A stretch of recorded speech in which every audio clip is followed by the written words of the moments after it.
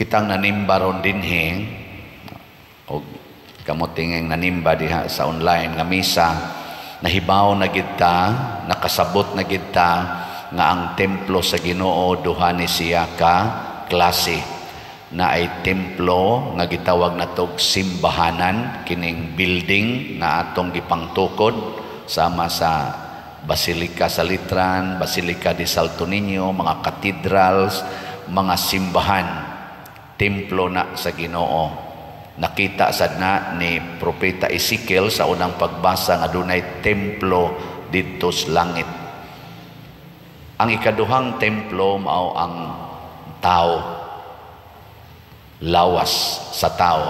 Matud pa ni San Pablo sa ikaduhang pagbasa, kamo ang templo sa Ginoo, templo sa Dios. Lingian na imong tupad ing na kabalo ka nga templo kas Ginoo. Pangutana ba? Pasabot nagpuyo diha nimo ang Ginoo.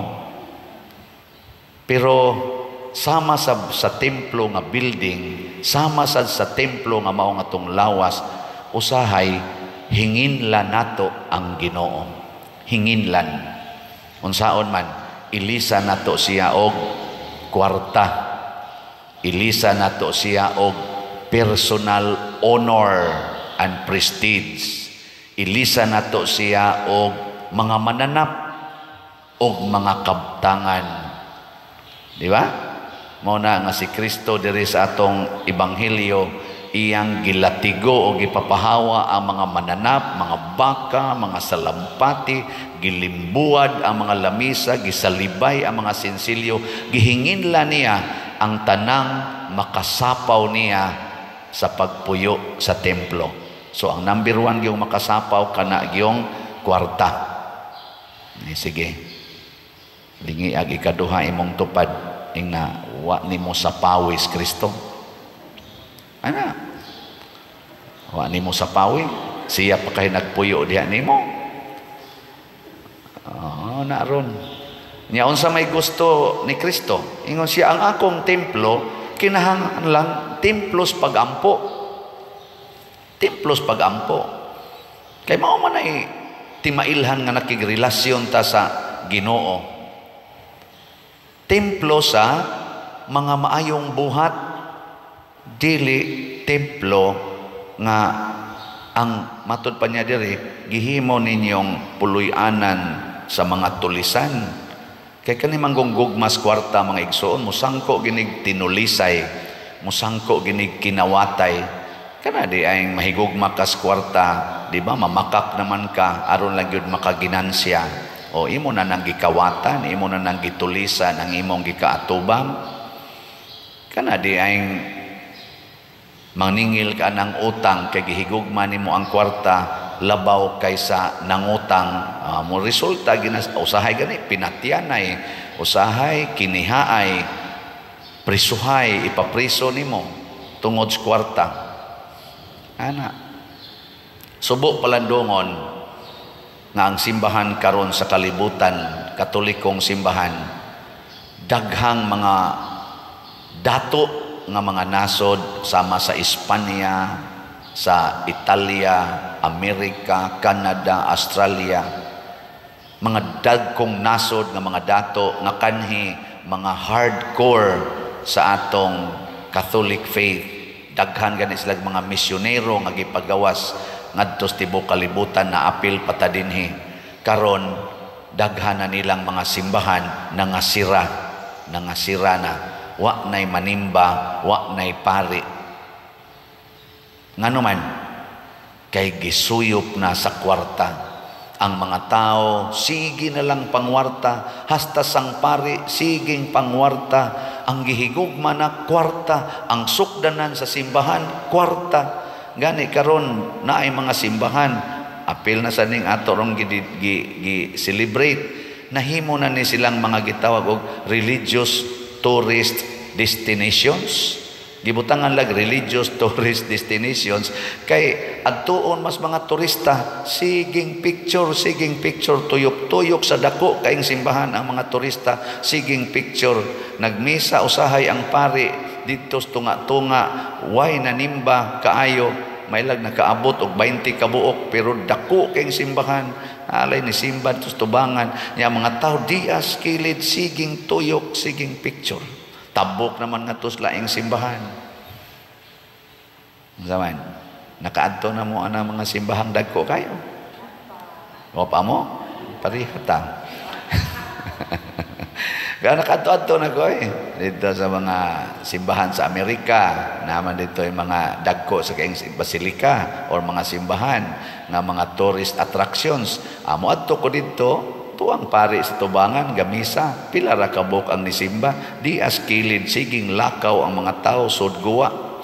Ug naa pa gyud mga simbahan, abisan gani nga sa ngatos gawas nasod, nga naa kay ibayad, una ka makasod.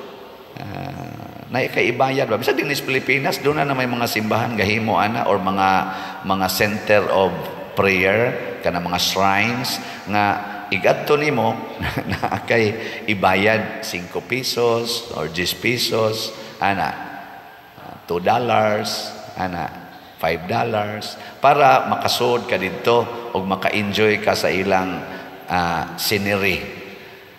Kwarta na gyud ang gihuna-huna. Nya once gani nga magsige na tag-una-huna sa kwarta, sige na tagsimba aning kwarta, mao na atong gilauman ang kwarta nga atong manluluwas, patay dayon ang atong simbahan ug ang atong lawas. Kaning gubat karon, gubat, kwarta may gisintro ana. Kada lihok anang mga armas nila, kada buto ana nagdiktar nagtagpila ka milyon, tagpila ka thousands nga kwarta. Kwarta gyud, ug pay kwarta asa na maggubat. Ug wa lagi na sila mga kwarta, di na maggubat oy. Di ba? Unsaon paggubat, unsaon pag-abot aning usa ka nasod ngadto pikas nasod nga gasto magkag kwarta ana. Nakaron unsa may gustos Ginoo? Ang kwarta, ang atong lawas gamiton sa paghigugmaay. Muna dedication of the church kaning ato gidedicate sa ning ato kining Lateran Church nga atong gi-celebrate karon gidedicate ni ngadto ni Jesus the Savior. Unya later on giapil sad pag-dedicate niini sila si San Juan, John the Baptist ug si John the Evangelist, the beloved disciple of Jesus. Mga suod ni Jesus nga naman aron ipakita nga kitang tanan suod tas Ginoo. Kining hisgutan sa unang pagbasa nga dunay tubig nga nagbaha gikan sa tuong bahin sa templo, the east, naghatag kuno ni kinabuhi. Kinsa maning templo sa langit nga dunay tubig nga nibaha, mao ni si Kristo. Si Kristo gikas langit ni kunsad sa yuta, the fountain of the living water. Nya unsa may sunod na hitabo, si Kristo giisa sa krus, gipatay, gidugsak ang iyang tuong kilid, the east part sa lawas ni Jesus, ug nibaha sad ang dugo og tubig. Mao na ni siya naghatag og kinabuhi sa simbahan, ang mga sakramento sa simbahan, the 7 sacraments. Muna ang sakramento labaw kaysa sakramental. Kay bawa mo kung say kalainan sa sakramento o sakramental? Ha? Usahay ra ba mas importante nato ang sakramental kaysa sakramento? Ang sakramento kining bunyag sa panangusa? Bunyag, kumpisal, konpirma, kasal, kaminyoon, ordinasyon sa pagkapari o hilog sa masakiton, mao ni sila ang mga 7 sacraments. Ang sacramentals kanang blessingan, ang kananaang mga rosaryuhan, eskapularyo, mga lana o uban pa diha mga tubig atong blessingan, mao na siya sacramental. Nay uban nato dinhi magdag bata moingon pa der pablisingan kuning bata kay mo travel me nako nabunyagan na wapa di ko mo blessing Nako bunyag may gikinahanglan ana, nganong blessing ra may imong kinahanglan. Nganong di pa man niyo pa bunyagan isa. Muuli pa manggod akong bana to as abroad, di man may kabunyag basta wa ang amo kong bana. Oh, ang bana na noy nagdaha sa sakrament. Pabunyagi na aron iguli sa imong bana ang imong anak nas Ginoo, di na anak lang ninyo. Nasa uban pa-blessing ni Father nako ngano man magpa-civil marriage magud mi karon, civil wedding namo nya magpa-blessing lang unta mi nako di man na sakramento ang civil marriage. Ako ingnon ako dawatan ninyong sakramento aron nga nidot ang inyong kinabuhi. Di ko mo blessing ninyo kay ang gikinahanglan ninyo ang sakrament man, di man ang sakramental pero humana mo kasal, blessingan ta mo inyong anniversary or mo travel ba mo ipikto ang sakramental basta na in place ang sakrament. Ngano man ang sakrament maoy makapahimo natong usa ni Kristo ug sama ni Kristo.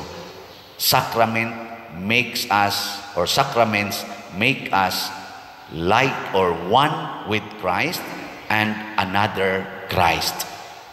Ang sakramental, signs of Christ, symbol sa kabalaan ni Kristo. Pero ang sakrament makapahiusa nato, makaparihan nato ni Kristo. Mo na ang pari inig-ordena mo pagkapari, pwede nami maghimo Ginoo diri sa altar. We can make Christ present and alive during the Eucharistic celebration by virtue of the sacrament. Pero dili mi pwedeng maghimo Kristo dire kung wa mi maordinahi pagkapari. Na siya. Karon hay may importante ninyo, sakrament o sakramental? Pulos na sila importante, pero mas importante, mas unahon ang sakramental, ang sakrament. Pareha nang magpa-blessing og balay. Engko blessing tag balay. Butangan nila diyang mga signs, mga altar. Tara, nindot kay kompleto kayo. Nya tan-aw na ko tag-iya, batanon nako gikasal na mo palagi may kasal pa dir. Nagpuyo mos balay ato ni siyang himuon nga balaan pinaagi aning blessing. Nya ang inyong kamong nagpuyo di pa mo balaan, yawanon pa ang nagpuyo ninyo. Unsa may mahimos balay? Atong gilimpyuhan ang balay pinaagi sa sacramental blessing. Unya ang nagpuyo nagdaog yawa.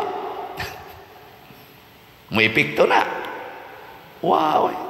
Sulob-sulob ka ng scapular, ka ng mga rosaryuhan, sa kung sa imbutan, wa mo'y kasal, kabitra ka, nangabit ka.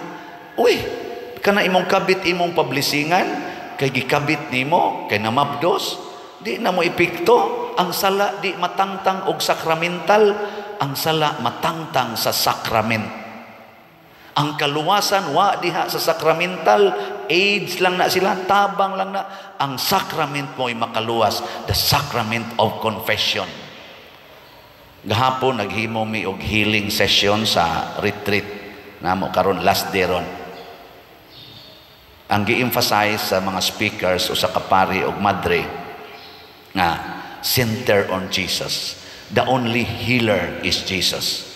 Kitang tanan og makahatag man tag healing kitang mga tao bisag pari, madre or unsa diha, mura ra kuno tag asno nga misod sa Jerusalem nga gipakpakan sa mga tao.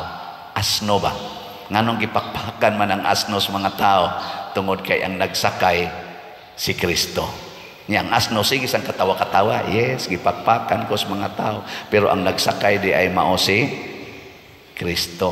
So di kuno ta malimot nga ang healer mao si Kristo, dili ang pari, dili ang madre, dili bisan kinsa. Mao na to ang gibuhat nila si Father Pablo, ni suroy siya namong tanan, iyang giduol namo ang monstrance. Kaming tanan giduol. Nya nagsigig pangadji sad si Sister Bridge didto sa altar. Sige siya invocation, loud invocation. Nya si Father Pablo mo higaan kay partner man silang duha sa retreat. Pag-abot na ako, galisod kog luhod, kay sakit kay akong likod, kay baon na bitaw mo, magtakilid, magikusahay, diri maglakaw. Pag-abot na gid sa monstrance, dool na ako, tanaw ko sa ni Jesus, ningon ko, Lord, dugay na kining sakit sa akong hawak. Karon gani, galisod kog luhod, pero luhod lang yun ko. Og imo ning pasamoton, okay ra. Og imo sa ning parang-arangon, mas okay. Pag saylog yun sa monstrance, nawa yun ang sakit sa akong likod. Gaan kay akong gibati na kumubalik ra ni karong gabi kumubalik ra ni karong gabi hangtod karon naman jud gamay kay sakit, murag 90% sa sakit nawa. Angay ba kong malipay? Yes, pero kinsa may akong pasalamatan ang Ginoo nya. Ang gi-remind sa Ginoo nako, Father, daghan sa kagsa, kay bawo ko daghan kay kagsa, kita ko nimo bisag naa kas imong kwarto. Pwede ka ha, imo sanang hinay-hinayag kuha nako, Lord, ug makakuha ko ani pinaagis imong gahom, pero in my heart, you know, di jud ko gustog sala. Huyang ko, madagma ko, pero wa jud ko gusto aning sa bahala gibalik sa Ginoo ang sakit sa kong hawak, basta malig-on lang ko batok sa sala. Ug daghan kog realizations tungod adtong maong experience. Salamat sa Ginoo, salamat sa mga instrumentos Ginoo, ang among retreat facilitator nga mipadayag unsa ka importante nga masintro si Kristo, sama nga ang Lateran Basilica gidedicate ngadto ni Kristo. Kita sa dontang tanan mo dedicate sa atong kaugalingon ngadto ni Kristo lamang, og mohigugma kita sa mga sacraments, dili kaayo ng mga sacramentals, aron nga mas masintro si Kristo sa atong kinabuhi. Unya mo ipikto sad ang gahom ug ang grasya sa mga sacramentals. Pero kung ang sacramentals atong dawaton, pero ang sakrament atong isalikway, muratag mga tao nga tuasod sa templo, pero matod pa ni Kristo, mga tulisan, naghugaw-hugaw sa templo sa Ginoo. Manindog ta mga templos Ginoo.